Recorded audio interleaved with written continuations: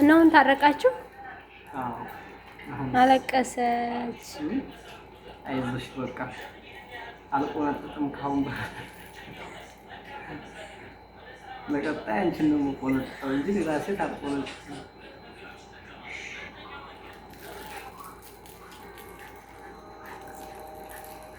አለቀሰ እኮ ምን ይሻላል? እንዴት ነው የሚለመነው ግን? አለቀሰኝ ናውጣ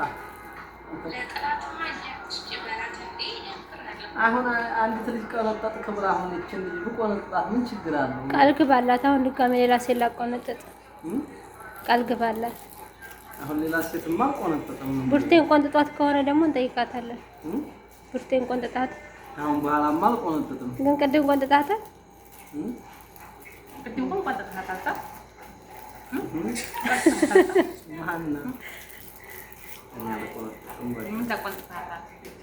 እኔ ነኝ የቆነጠጥኩት። እሱማ ቆንጥጣታል። እኔ ደግሞ ስናደድ ማለት ነው ቶሎ አይደለም ቀስ ቀስ እያለ ይገነፍኛል። ያው ሳልደግም እኮ ነው። አሁንማ አይደገምም። ሳልደግም እኮ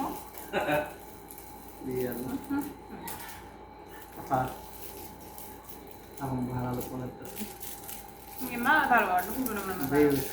አሁን ይቅርታ መጠየቁን እንደምናውቅ ምን ይሆንልሽ? በቃ ይቅርታ ፕሮሚስ ጣፈጠሽ እንዴ? ኧረ ስጠኝ እንዳጨርሰው ወደ አንተ ተው። ያዛት لا حول ولا قوة إلا بالله።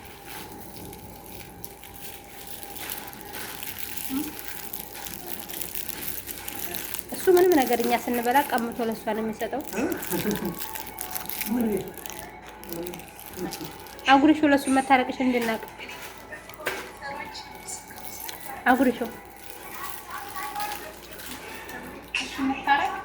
አዎ ይቅርታ ብያለሁ።